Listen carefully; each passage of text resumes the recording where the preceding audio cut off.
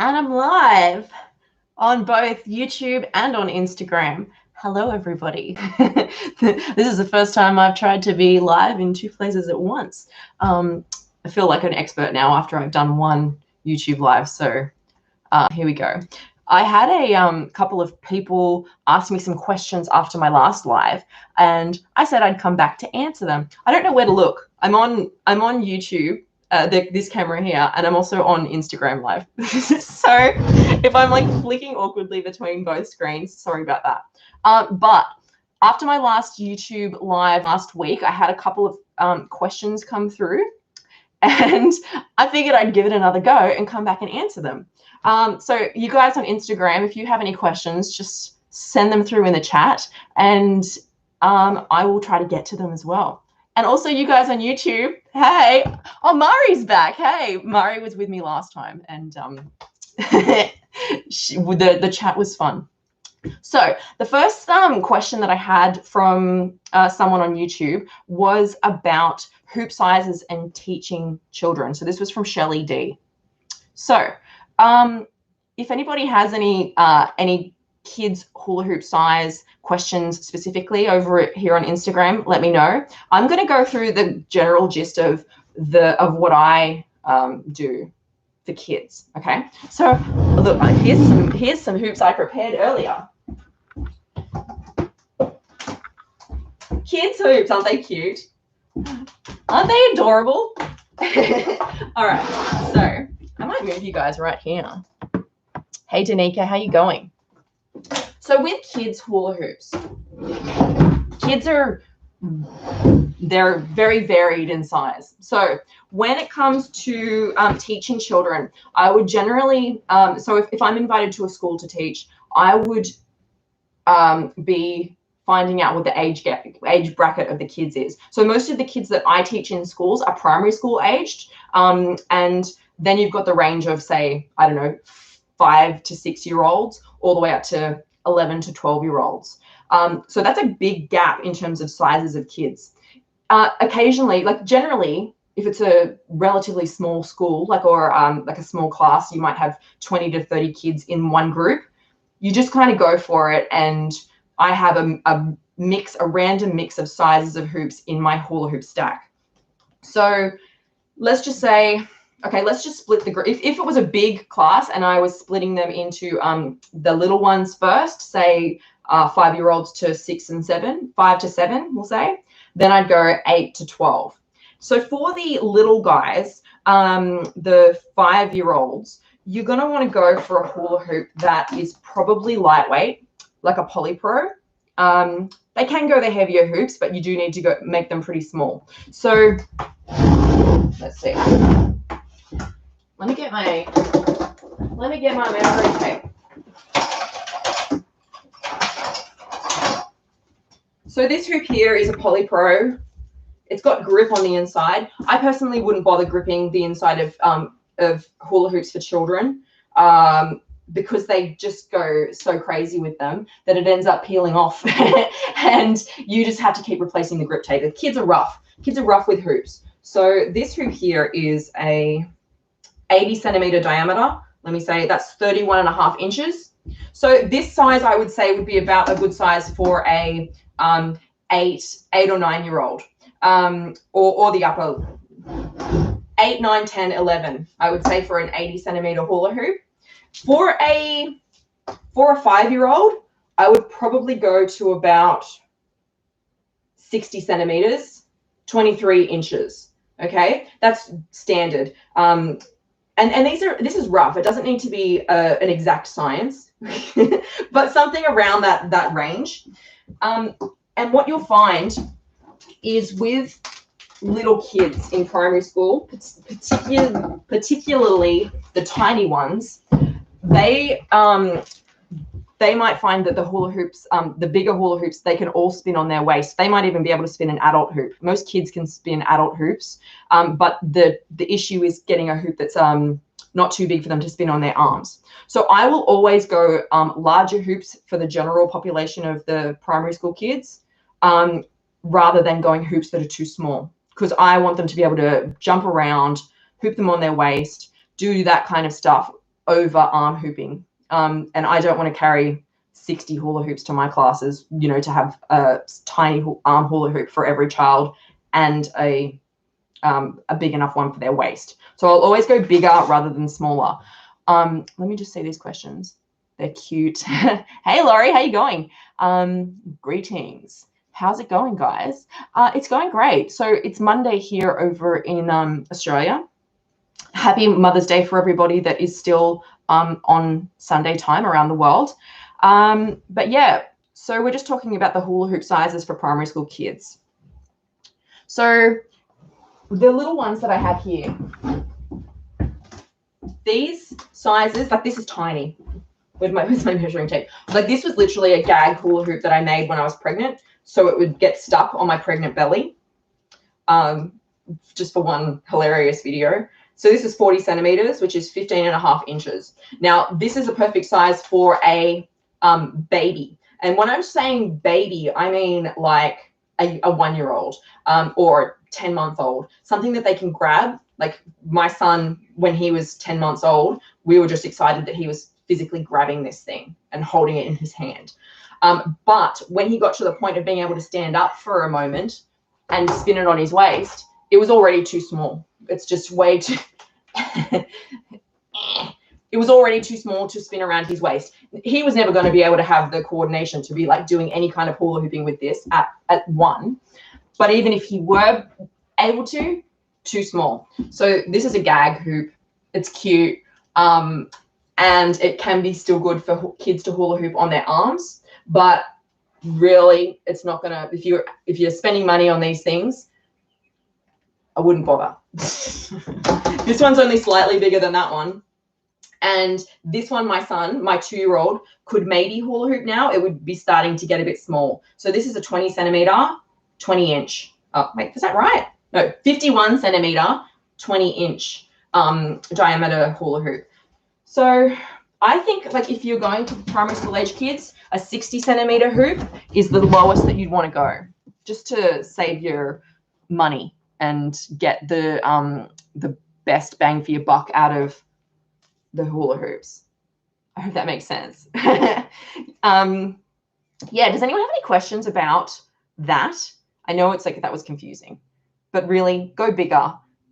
If I were to have to pick one size for a generic group of kids, like, okay, here's a good example.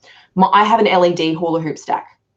So I teach LED hula hoop kids classes, and LED hoops are freaking expensive. So I have 40 kids hoops, and they're all one size. So all of my LED kids hoops are, sorry, I'm just trying to make sure there's no questions. All of my LED kids hoops are roughly 85 centimeters. So that's 33.5 inches. So that is a good size. It's quite big for a kid, but that's a good size for the upper age bracket, the 9, 10, 11-year-olds. And it's big for the little kids. The little kids can still hoop them on their waist, but they're going to struggle to hula hoop them on their arms. So, but I'm not going to go and buy, you know, the teeny kids, the teeny hoops for the little kids in the LED stack, because I don't think it's good value for money. So when I'm teaching a class and we'll do waist hooping, I'll teach all the kids how to hula hoop on their waist first. We do that for a little bit, not for too long, because some kids don't get it straight away. And we want to move on quickly so they're not getting frustrated and feeling defeated. So we'll do a bit of waist hooping. Then we'll move on to hooping on the arm. Now, this is where you might snag with the little kids because the hoops are like literally just hitting the floor, like, and they're too heavy for them to physically spin. So back pre-COVID days, we used to do a hoopy handshake, which would be the kid is standing here, you'd come and shake their hand and physically spin the hoop for them and move their arm up and down. So you can try that with little kids. But if the hoop is way too big for them to spin on their arm, I would be getting them to do a different trick. So I'll be like, okay, if you're a little person and your hoop is hitting the ground or it's too big for you, let's do a different trick, maybe the bus driver. And then I make them do something dumb, like I go, you're driving your giant bus, and you're going to go beep, beep, get out of the way. And I make them be like obnoxiously annoying and run around making a lot of noise and beeping at people. And that entertains the tiny guys, while the other older kids that do have the dexterity or the strength can actually practice spinning it on their arms. So just kind of being a little bit, you know, flexible with with the lesson plan, because it's not going to be like a one size fits all for children. The other thing that I would say about teaching children is move through stuff relatively quickly. You don't want to, maybe in an adult's class, you'd spend maybe a good 10 minutes on one trick. With kids, unless it's a game, unless it's games focused, which is what I would recommend with teaching any tricks to kids, make it into a game. But if you're just saying, do this over and over again for 10 minutes, you're gonna lose their interest. They're gonna get frustrated. So games first, and weaving movement and fun, and then they happen to be doing a trick at the same time. That's kind of the goal for me of teaching children, keeping it engaging for them, and having multiple ways that they can find success and win at the skill. That kind of applies to adults as well. Does anyone have any questions about teaching kids? Anything that you want to know? I'm a big beeping with the little ones driving the big bus, beeping. Good, that's right. Beep it, and then you're like, get out of the way. The parents are always like looking at me like, thanks, Caitlin, you're a gem. I also like to let kids get out a lot of their energy. So sometimes like just letting them be silly. Particularly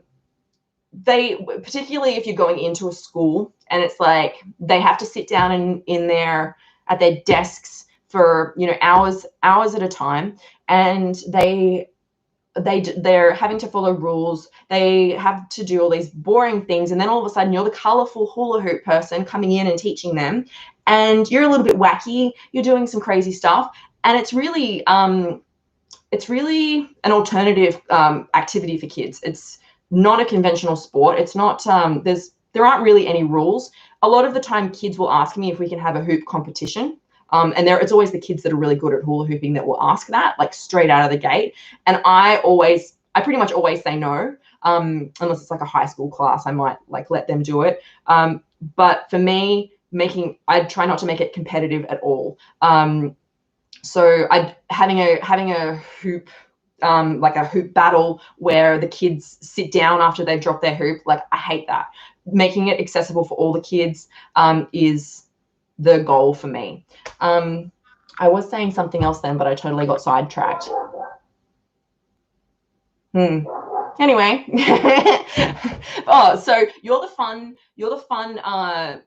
fun, colorful person coming into their world. So I think I take that as like a really good opportunity to let them do stuff that like the other teachers wouldn't necessarily let them get away with, like screaming really loud, or dancing and being crazy, within reason. They obviously have to be safe and, you know, be mindful of the people around them, teaching them spatial awareness.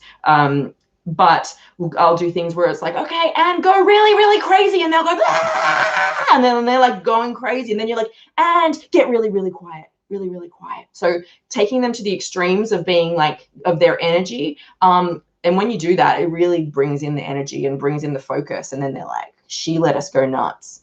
Okay, cool. Like, and then we'll listen now that she's telling us to be quiet because she might let us go crazy again. So the kids really respond to that kind of activity of like letting them be kids and not just trying to get them to like do hectic, cool tricks. Hopefully at the end, like they can do some cool tricks, but it doesn't really matter. It's really about getting them moving and having a good time.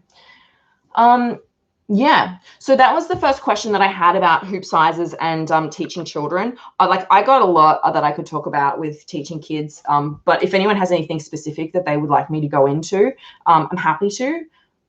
But at the moment, I think that's kind of just a general overview. Teaching high school kids, I think I mentioned in my last live, I always start like if it's a one-off class, I do every class with a performance first.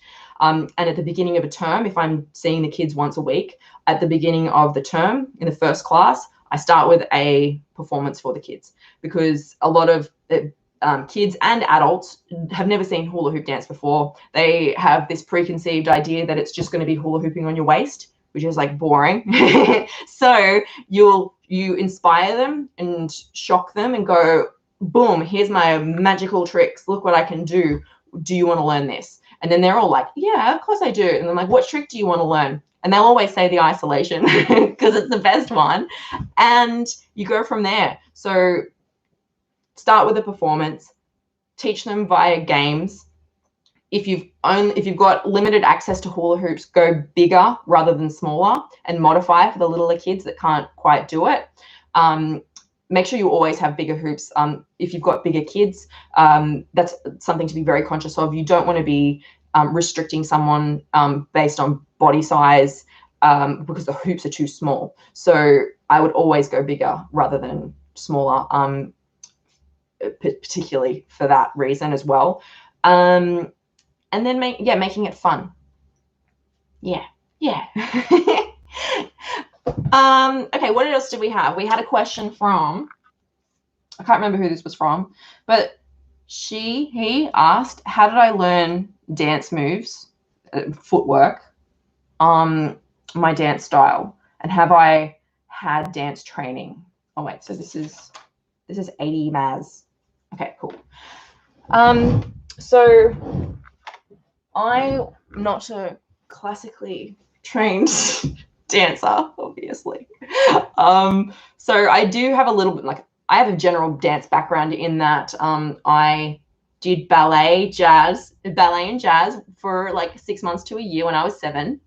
Got the most improved trophy. So I wasn't very good at dancing when I was a kid. But I did do some, like, a couple of years of salsa, just recreational salsa dancing. And I like to dance at the club.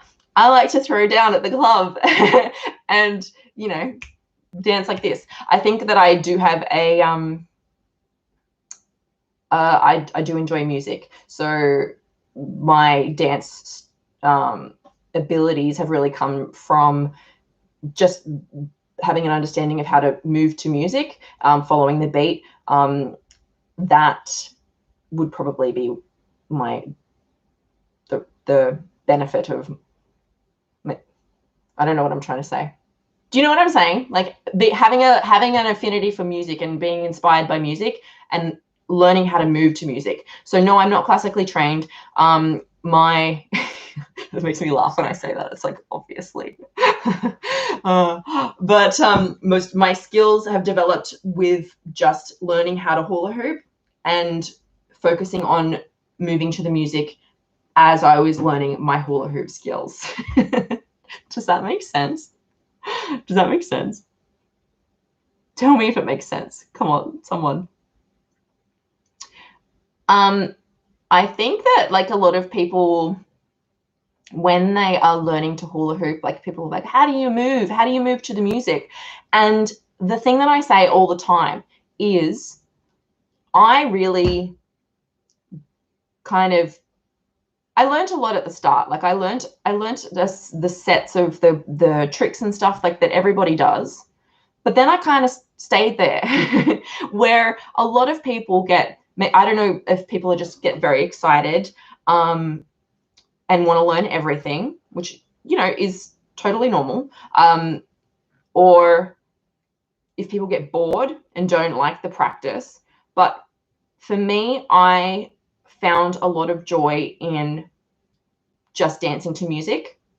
And I spent more time dancing to music with the basic tricks that I have, which may be fewer than most people that have been hula hooping for as long as me. But I spent so long just doing it to the simple movements with music that I got really good at the simple movements, and I can dance now with fewer tricks. So for me, it's kind of been quality. No, I wouldn't say this sounds like I sound like such an asshole.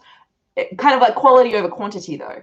Like I have less tricks, but I can do them really well because I just do those few things over and over again. You know what I mean? So the other thing was that I've talked about this in my course. So I have my Body Rock course, which is all about learning to dance while hula hooping. And it's essentially what I'm saying right now. It's doing the basic drills over and over again, but not making it boring. Like if I said to myself, you've got to get up at 5 a.m. every day and go and drill for an hour and just stand there and be like, hula hoop on my waist, hula hoop on my arms, you know, freaking hour, I would not be a hula hooper right now. What used to get me excited about hula hooping was making a morning routine that I looked forward to. So the first thing that was important was I get a coffee as soon as I get out of bed. So we're talking about like 4:35 a.m. here. We're like, coffee, that's enough to get me out of bed. Yes. And then I get excited about going to my awesome hula hoop spot, which is the spot by the water. I'm like, yeah, I'll get there, sunrise. And I'm really excited about my playlist. Like there's a song that I'm just listening to on repeat and it's fire and I just want to go and dance to it. So coffee, awesome hoop spot, playlist that inspires me and makes me want to move. And then I would get excited about capturing a sunrise or making a cool video and then editing it when I get home. So it's really like the habit stacking of making the process of training fun outside of just doing tricks that kept me doing it over and over again. Yeah. Does that make sense? That spot is so beautiful. Yes, isn't it great? Like sometimes people are fishing down there and I'm like, guys, do you mind if I play my music? And they're like, yeah, it's fine. Well, thanks. But it's really good spot. But it is also very limiting to my hoop style because it's right by the water and I can't do as much stuff that I would like to because I don't want to throw my hoop in the water and go for a swim at 5 a.m. in winter. You know what I mean? So I would also probably progress a lot more with my hooping if I hooped somewhere else. But it's not a priority to me. The priority to me was getting out there and having a great sunrise and making a cool silhouette video and dancing to my cool playlist. And what I do notice is if my like enthusiasm for hula hooping is a bit low, and it's kind of been a good few weeks or a few months where I'm just like not into hula hooping. Hey, how you doing? Is it still morning? Yeah, we got 10 more minutes. 10 more minutes till afternoon. Yeah, if I'm not motivated to hula hoop, it's generally because my playlist needs an update and the songs just aren't getting me out there anymore. So finding a good thing that makes me go, I need to dance to that, is my secret weapon to not being lazy and getting my training in. Those were all the questions that I had. Did anybody else have any questions? I had 3. Wait, did I have 3? I had 2. Oh, there was another question somewhere. Where did I put it? I can't remember. Far out. Someone had asked me something else, but I've definitely forgotten it. Anyway, does anyone else have any questions? Hello, I would love to hear the story of how you first got into hooping. Hey, Tiffany. So how I first got into hooping. So here's a plug just for you guys that are interested in learning about the hoop journey and hearing me talk about hula hooping. I have a podcast, and it's called the SpinJoy Hoopercast. So if you go and search for the SpinJoy Hoopercast on any pod streaming platform, iTunes or podcatcher, whatever you've got, you'll find that. And I think it was our first episode. So if you go and filter them back from oldest to newest, our first episode had the full in-depth, it was either the first or the second, the full in-depth detail about how I started hula hooping. My co-host Phoebe, she also talks about her story, and we have a bunch of episodes. We haven't recorded an episode since just before I got pregnant with my son. So it's been a couple of years now, but we are looking at bringing it back. with a couple of new co-hosts, because Phoebe has decided to step away from the podcast, but we're looking at bringing it back. But that's a cool thing to go and listen to, because we cover a lot of different topics on performance, the reasons why people hula hoop, the reasons we started, all of the different topics on the things about how to choose a hoop, how to mix up your hoop style, hooping for mental health. But to answer your question here, how I started hula hooping was I was in a relationship that we didn't really have a lot in common, and I was lonely. I really needed to be getting out on the weekends, and I really wanted to be involved in a community, basically, and make some friends. I was lonely. It sounds sad, but it's true. I was lonely, and I really wanted a new hobby. So I saw one of my friends shared a video of someone hula hooping on YouTube on Facebook. So I saw this video and I was like, that's amazing. Far out. I need to learn. My friend had started learning, and basically I went to the markets and I got a hula hoop that was too small for me. It was too small, but I was too embarrassed to practice with it at the market stall. Like, it was a circusy stall. So he's like, just try it, see if this one's a good size. I'm like, no, I'm going to take it. I'm not hula hooping in front of anybody here. And I scuttled home. And then I practiced in my backyard for like 4 hours that Saturday. Couldn't really do it. And then my goal was to, so I was learning on my waist. My goal, I was walking up my driveway and back, trying to like walk and hula hoop at the same time. That was my first like big goal. And that hula hoop got so scratched. It was thrashed. And then eventually I got a hula hoop that was the right size. So I started with a 90 centimeter hula hoop, and then I moved up to 100 centimeter. And once I got 100 centimeter, like, everything got easier. Yeah. And then, so basically, sorry, I'm just seeing some people talking in here. I'll go back to those in a second. So basically, I was lonely. And then I just keep saying I was lonely over and over again. But when I started getting into it, we made a little hula hoop community, like me and my friend and I, at a local park just kind of behind our house. And we put it up on Facebook groups, and was like, come and hula hoop with us in the park. And we would sometimes get passers-by stopping by. And that was how we met Phoebe, my podcast co-host / BFF for life. She had already been hula hooping for a number of years, and she came along and joined our group, and turns out she lived like a couple of suburbs away. And then I started getting involved with the local, like the Sydney fire spinning community, and started teaching. And then I started my business. Not long after that, about 6 to 8 months after I started hula hooping. So there you go, people. If you want to do something with yourself, it's never too late to start. And if you want to, and if you're like this whole notion of like being a professional dancer, like, I'm a full-time professional dancer now, and I did it after only having learned for like 8 months. And I'm obviously not like a prima ballerina or anything, but I make a living off my dancing. And, I think that's pretty cool. That, because people think that if you want to be a dancer, you have to have been trained since you were 2 years old or something. You know what I mean? I wish there was still a podcast. I loved it. Well, we're going to bring it back. Well, we're talking about it. Like, I think Phoebe's probably going to be the editor, which she was the editor of the podcast previously.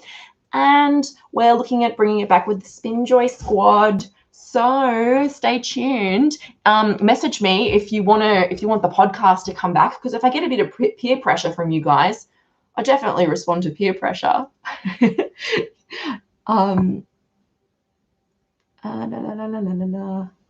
Cool.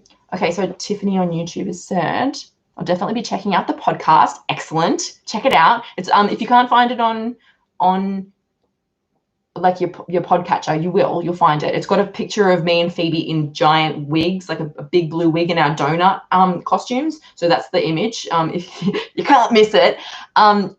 And it's also on my website, spinjoy.com.au, under the SpinJoy Hoopercast. You can, all of the notes of each episode with the attachments and links to stuff that we talk about and the photos you can find on the website.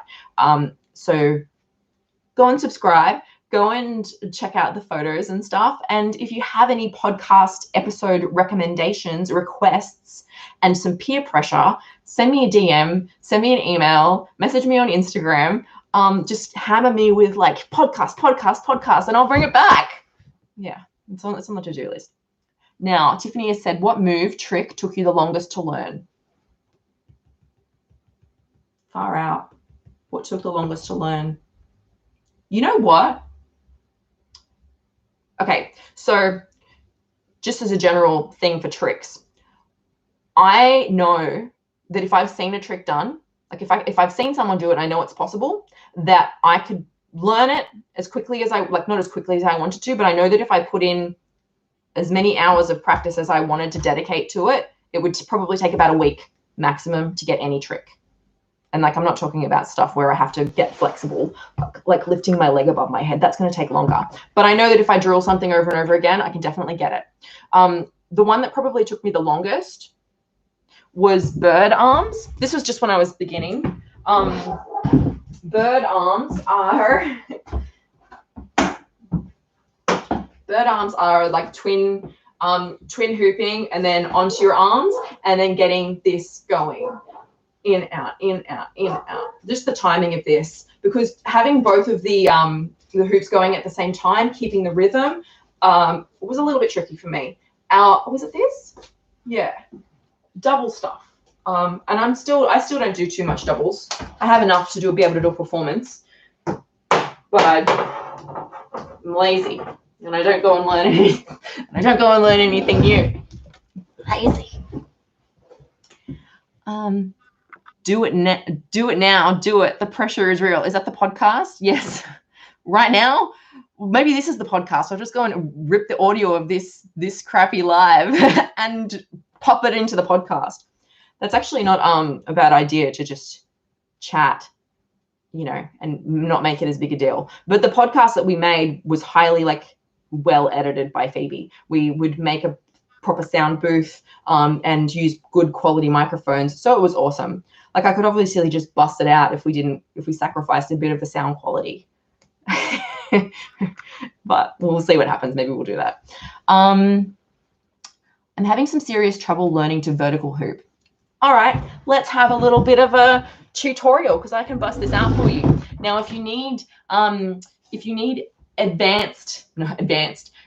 more in-depth training on vertical hooping or any on-body hula hooping, check out my online course over on the SpinJoy website. It's called Body Rock Hoop Dance. And in that course, I teach how to hula hoop and sustain the hula hoop on legs, hips, waist, chest, shoulders, vertical hooping, and sustained spinning. And I teach you guys techniques of how to dance while controlling it up and down your body. So it's that's my latest course. I released it in February. We had a bunch of people go through it, and now it's around for you guys to enjoy. So you can find it on my website under online courses. But I'll show you how to do it right now.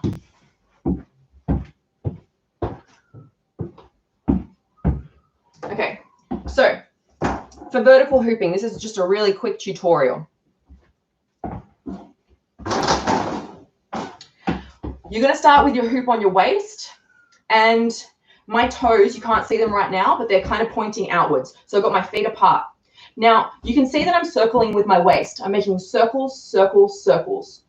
All right, so every time the hoop touches my belly button, now this will be saved on YouTube. I will post this live so that you can go and replay this.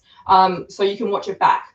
Now, I'm circling here. Every time the hoop touches my belly button, so or just my finger at the front here, that's like a push. This is the rhythm that we're finding. So it's push, push, push, push, push, push. Okay? So that's what we need to focus on. Now, we're going from a round circling motion from waist hooping into a squat, squat, squat. Now, the first step of getting it into vertical is to get the hoop angling down and hitting your legs. So I don't want you to bend forward at all. This is what you're going to do. You're going to go squat, squat, squat, squat, squat, and just keep squatting it until it goes forward and hits your legs. Okay? So this might take a few goes. Squat, squat, squat, squat, squat, and hitting my legs.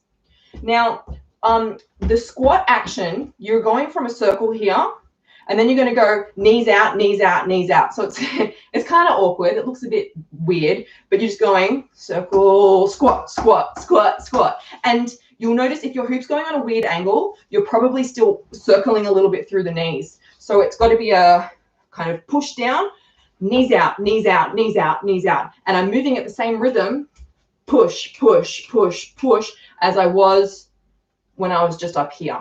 Okay, are we following so far? Are we following so far? Okay. So the trick is to first, before you even move your body, is to make sure that it's angling downwards. Now, one of the common things that we have here before we move on is that instead of angling downwards, your hoop starts to go upwards like this. And this is great. Looks awesome. But if you're doing this, it's generally because your weight is in your heels. You guys on Instagram can't see my heels, but my weight's leaning backwards. You want your weight to be in the balls of your feet. Okay. So once you're consistently getting the hoop to be angling down and it's hitting your legs, all you need to do now as the adjustment is to bounce, bounce, bounce, ever so slightly, drop your chest forward. Now notice here my back is very straight and my shoulders are back. So I'm not curling forward and dropping right down. It's just a very slight lean forward like that. So it's really like kind of 45 degrees, not down vertical. You look classically trained. Shut up, Mari. You're such an ass kiss. Oh dear. So okay, yeah, I hope that helps. But let me think. Yeah, so the position for vertical hooping is knees bent, slightly forward, kind of like a deadlift. Like if you're in a gym doing a deadlift like this, you're like down, butt out, back straight, shoulders forward. As soon as you collapse into your shoulders, you're going to push the hoop into your legs. So it's bounce, bounce, bounce, drop forward, and you can hang out here. Bounce, bounce, bounce. I like to add a little bit of a side to side here to keep the hoop propelling. And if what I see most people do is they kind of collapse in and it's going to crush the hoop. So yeah, Tiffany, if you need more help with that, let me know. It's helpful to me if you guys, like if you send me a video of you doing it, like attempting whatever trick you need help with, send me a video of you doing it a few times. Like if you drop it, just do it again and again and do it from a couple of different angles. And then I can see what's going on and we can just like pinpoint, you know, whatever the troubleshooting issue is you have. So not to be, okay, I'm going to sound like a massive asshole saying this, but whatever. One of the things that really irritates me, no, I sound like an asshole. Oh my God. One of the things that bothers me is people are trying to be helpful in the hoop community and stuff. And when people like are going, I don't know how to vertical hoop, or I don't know how to leg hoop or whatever. And everyone just spams people with like, you've got to have your legs straight. You got to do this. You got to use this size hoop. You got to use this. And no one's actually like asking, what's going on for you, mate? Like, what's actually the problem that you're having? Because like I just went and did that. I just gave you a whole vertical hooping tutorial right there. But if you actually like need help, it could be something you might already have everything going, and you're fine, but you're just slightly curled forward. And it's like, you don't need to go and adjust anything else. I'll just look at you and go, straighten your back a little bit. That's it. Don't overcomplicate it. So actually having somebody watch your technique and seeing where you're at before like just getting spammed with like 1,000 different people telling you a million different technique adjustments. Oh, it does my head in. Send me a video. I'll help you. I'll help. Wait, what's mine? I'm stuck with tricks. I only do waist. I'm overwhelmed with the tricks. I don't even try. Mara, you have access to my foundations course, which is like just so, it doesn't need to be complicated, babe. Just start with like a couple of easy combos and move to the music. You don't need a lot of tricks. So just moving like something so basic as learning to hand hoop, turning it into a weave, and then jumping in and learning to turn. Like that in itself is like the most basic combo for a beginner, and you can do so much with it. And you just add from there. Don't be overwhelmed, hun. The sad faces are making me sad. And I pick some, like, what do you want to be able to do? What's the goal with your hula hooping, Mari? Because that's really like where we need to start with figuring out what the end goal is. Do you want to be able to do like crazy poly pro tricks and a million of them? Do you want to be able to dance and flow? Do you just want to be able to have a good time and not feel like shit? Do you want to get fit? What's the goal? Everybody's coming to hula hooping for different reasons.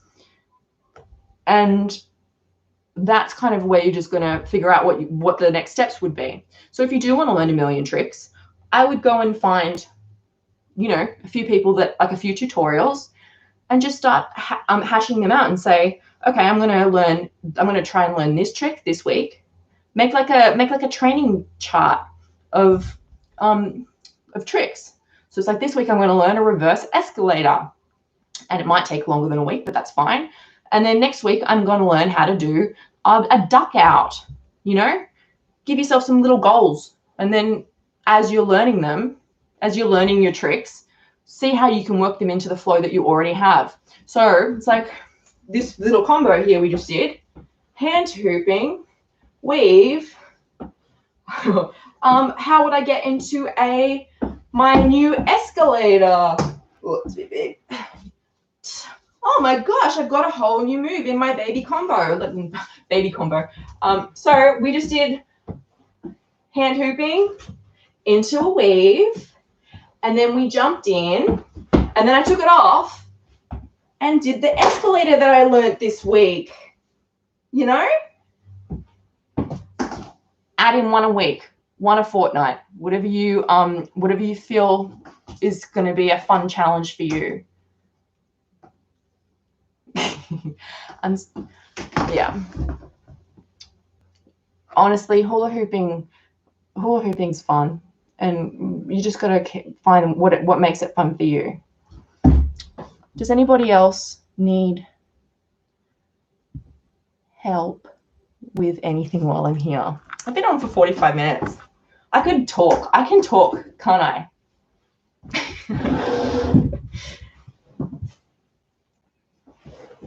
So guys, those of you on Instagram, I'm going to be saving this and posting it to my YouTube. Go and follow me on YouTube. I'm going to be focusing more on YouTube now, just because I think it's cool. Because apparently the cool kids hang out on YouTube. No, I like the longer format videos, and I'm going to be posting some like hoop workouts and stuff. So that's what's happening over here. Anyway, does anyone have anything before I go? Because I'm going to go. No, everyone's quiet. I had posted with my YouTube video last week. I was testing it out and I didn't know what would happen, but I played music and danced around, and then obviously all of the songs that I played music to got flagged for copyright, which is fine. But that's what happened when I played the music. Tiffany, I've become quite obsessed with hooping the past 2 years. How can I turn it into a career? I think, how do you turn it into a career? Let's see. So what country are you in, Tiffany? You just got to, I think, like, what I would recommend for anyone starting, this is business, just general business advice. But if you're looking at starting a business, especially something that's unusual, you're in Melbourne. Oh, hey, I'm in Sydney. Started as a side hustle. This is like, I was teaching like 5 days a week, 5 evenings a week after my normal desk job, like my 9 to 5. And then I was working weekends, performing, doing things, and I did that for a good few months before I realized that I was turning down jobs during the daytime, and I had enough work, like requests that I couldn't do because I was working, that I could do if I wasn't working. It's very complicated. But started as a side hustle, and I started my goals with my business small. So my first goal was to make back in money, make back in income, the amount of money that I'd invested in my hobby. So like any kind of trainings or classes that I'd done, and the 6 or 10 hula hoops that I had back then, however many hundreds of dollars that was, I was like, if I could make back how much I've spent on hula hooping, that would be amazing. And it wasn't even that much money, but like I smashed it like very quickly. And then that, just like little things like that are good motivators. And then obviously there's the stuff about registering as a business and doing all of the things, which is obviously going to vary from country to country. And then getting out there. So a lot of my experience and performance experience came from hula hooping in public and just getting myself out there, even though I was nervous, and hula hooping in a public mall area, and like basically busking or street performing. And I would go every week, and I would do it maybe after my classes and stuff, like after classes that I was teaching. I would go and dance for a couple of hours or an hour. It would be good practice for me. People would see me. It's good exposure, and people would ask, and they'd go like, I see you hula hooping here every week. What's going on? I'm like, I teach classes and I'm a professional hula hooper. And you step into that role and it kind of happens. Then there's obviously, like, I have a hula hoop shop, so that's part of it. I teach children and adults. If you're going to work with kids, you obviously need all of the relevant checks and insurances, not just with kids, but like criminal checks, working with children's checks. I have a background in fitness, personal training, and remedial massage, which is a benefit, but it's not essential, but it does help me in my understanding of the body and training systems and stuff. But that's not essential. But any kind of like educational stuff like that can help you. Let me see. And then I perform, and that's a big chunk of my work. Corporate entertainment, events, festivals. Yeah,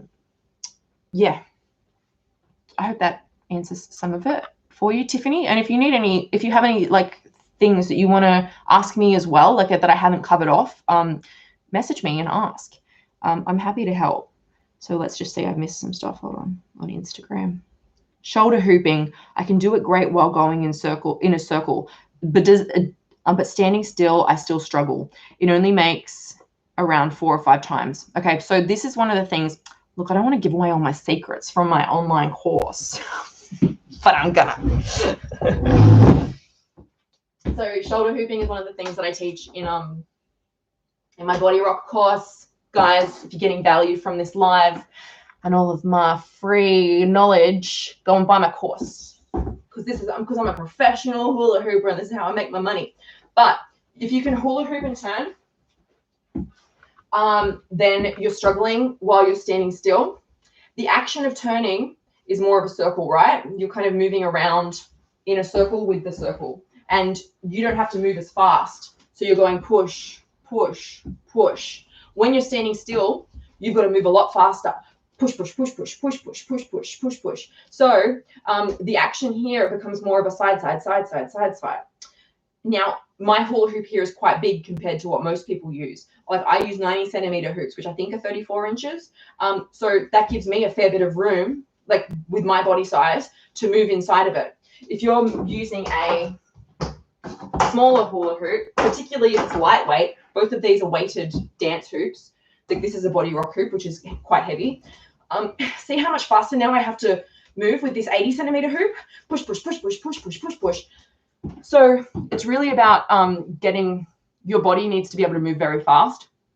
If your body needs to be able to move super fast if your hoop's smaller, and you've got to have like an effective technique. So your body has a lot more time to figure out what's going on when you're moving with the hoop and you're moving slowly like this.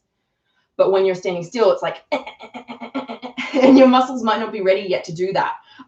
So in my course, I teach a couple of techniques, buffering techniques, which are essentially assists to help. But then there are a number of buffering techniques, which will help you either work with a smaller hoop that's an advanced size hoop, or help slow things down so that your body can have enough time to figure out what it needs to do. Did that make sense? Did that make sense? Shoulder hooping is covered in Body Rock course. Go and check it out. It's a very good course. What are those LED hoops called that leave a trail and make pictures? And where do you get them from? I saw them for the first time the other day and my mind is blown. Well, I'm so glad you asked where you get them from, because I am sponsored by Mood Hoops. But that disclaimer, I'm sponsored by Mood Hoops. But I owned hundreds of their hula hoops before I became sponsored by them. So I love them. I would endorse them whether they liked me or not.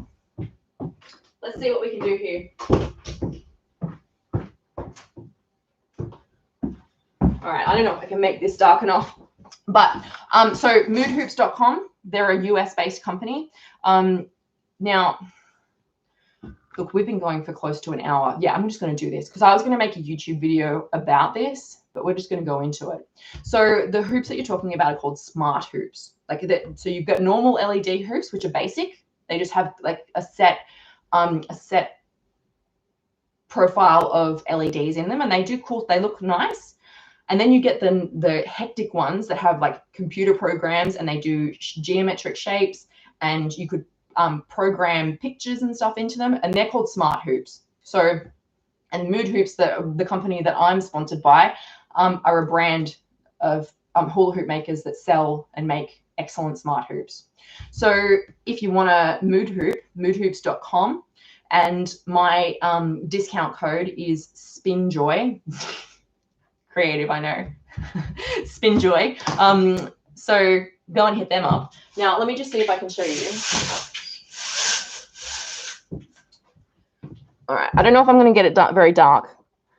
Hey, there's my armpit again. All right. Okay. It's not dark. Okay. But this is a Future Hoop Pro. No, it's not dark at all. No, I can't do it. I can't do it. I'm sorry, Tiffany. But I was going to show you what the hoops do. But basically, this is one of the hectic ones. And you can get all different kinds. They vary in price. Obviously, the more expensive you go, the more hectic they are. Yeah, what questions did you have about them? Okay, so I'm going to do this in a different video for all of you guys wondering. Oh, my Future Hoop is the best. They're great, aren't they? Love Future Hoops. So I want to go into a longer video about this. Not a longer video, just a video designed specifically for this purpose.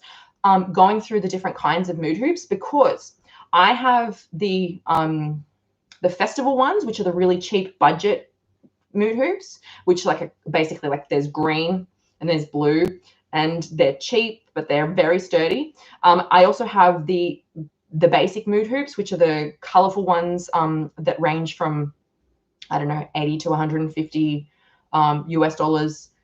And they're beautiful and sturdy. And those are the ones that I use for my classes. So I have 40 of those in kids sizes and 20 in adult sizes. And those are the ones that I use for classes or for events where they're going to get thrashed. People can use them. They look great. They're fun. But then I have future hoops for performance. And these are the smart hoops. These kind of go up to, I don't know, 400 US dollars. Give or I don't know how much they are now, but they're an investment in your craft. And I have those for performance work. Sometimes I let kids have a go, just because I can't help myself. I just love how happy it makes little kids. So I have a bunch of the Future Hoop Pros for performance, and I have one Future Hoop Designer. So the Future Hoop Designer is like the hectic, top of the range currently. Like this is recorded in May 2021, so I'm sure they're going to level up and come out with something even cooler. But the Future Hoop Designer is like the same as a Future Hoop Pro, but it's brighter. The colors are more vibrant. It has some different patterns and stuff, and you can also plug a USB into that one and program in your own images. You can put in your own logos, files. And so like if a company contacted me and they're like, Caitlin, can you like dance with our logo? And I'll be like, yeah, I can. And then I plug it in and go, yeah. And they're like, whoa. I'm like, do you want a different color now? Can I put on the rainbow? Can I put on the Pokemon emoji? And they're like, no, just the logo, thanks.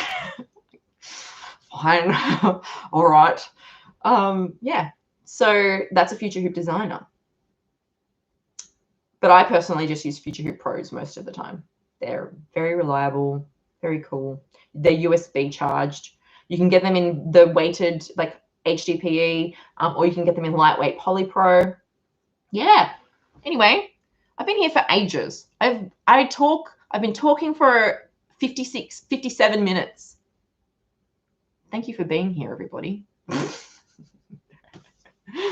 Does anyone else have any questions before I go? Because I do have some hoop orders to make and to send around the world. I've got one going to the UK today. I've got one going to the US. I've got a few going to Australia. Something going to the Northern Territory. On a ranger station out in the Northern Territory. Isn't it magic? Hey, Danny. How you going? Aren't you meant to be... Are you on lunch break? Because aren't you in school? Aren't you meant to be working? Yeah, sorry I couldn't show you the actual full effect of the LEDs there, Tiffany. I'll need to do another video where the lights are out. But I also have okay, so if you're on YouTube, I have a video where I posted like a montage of all the LED, like a bunch of LED clips that I have. So go and look at that. It was only posted a few videos ago. I've ordered a Body Rock hoop from you a while ago. It's still one of my faves. Yay! Look, I didn't even pay her to say that. She's just here talking up the Body Rock hoops. Thank you, Tiffany. I'm glad you enjoy it. Honestly, the Body Rock hoops are, they're great. They are. Like, don't want to toot my own horn, but they're fabulous, especially for the kind of hula hooping that I do. Unrelated. What's the best part about living in Australia? Whoa, that's a tough question. Did anyone in Australia chime in? Because, okay, we've got Vegemite.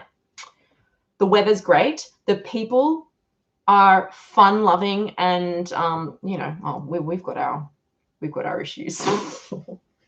At the moment, one of the best things about living in Australia is the fact that we're an island continent, and we're really doing well with COVID. We've had good strict lockdowns, and we're quite isolated. So we are very lucky. We are the lucky country truly right now. Australia and New Zealand are doing highly well on the COVID front. So that makes me feel blessed to live here. We have great medical care. What else? I'm here, SpinJoy. You could just basically get a hula hoop overnight. Like, what's not to love? Koalas, kangaroos, shit. The list goes on. Where do you live? Maybe it's a comparison thing. We need to just figure out what the pros and cons are versus where you live versus where I live. We also have beautiful scenery like beaches, deserts, all of that stuff. Yeah. I don't know. That was a tough question. Tiffany says they aren't too heavy and they aren't too light. Indeed, they are just right. They are. They really are. What else? Okay, guys. I feel like I'm fading. I'm fading fast. If anyone, I'm going to give you guys like 30 more seconds to ask me a question. Does anyone have anything they want to know? Like, I'll stay longer than 30 seconds if you guys have questions, but I'm just kind of rambling now. I'm surprised Instagram hasn't kicked me off this live. I thought that an hour was a max so that you could go on Instagram live. If I get kicked off in a moment, what I need is a royalty-free song so we can finish up with a dance party. Maybe I'll just sing. No, I'm not going to do that to you. Oh, wait, here, we got a question. We have a question. Hold on a second. Wait, or is it a request to go live? Gordon, I don't have time to, wait, was it Gordon? I don't know. It's gone now. It's gone. Someone wanted to go live. I know you guys were all hanging for my hula hoop song, so I'm gonna do it. No, I'm not. But I'll do some of this, and I'll do some of this, and I'll do some of this, and I will say farewell, goodbye, thank you so much. Oh wait, hold on. There's another question. I think when you have people interacting with you, it will stay. Oh, really? What? So no, I've had people in here talking to me before, and it's cut me off. Like, I wasn't just sitting alone on live, like going, you know what I mean? Like it said, it ended because we went for too long. Have a great day, guys. I'm gonna go. Yeah. If anyone has any questions, anything that they would like help with, on the next YouTube live, message me. Send me your questions. Send me your stuff that you need tutorials on, and I will do it.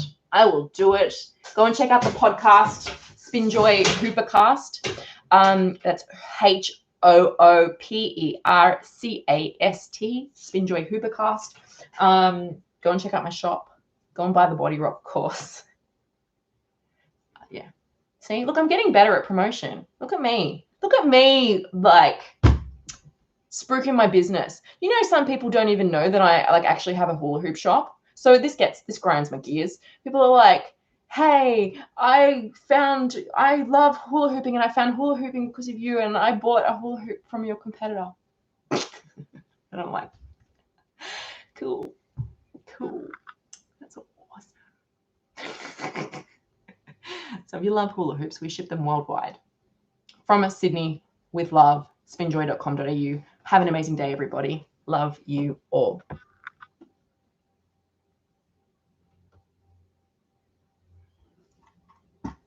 Thanks, Alana. Thanks for joining.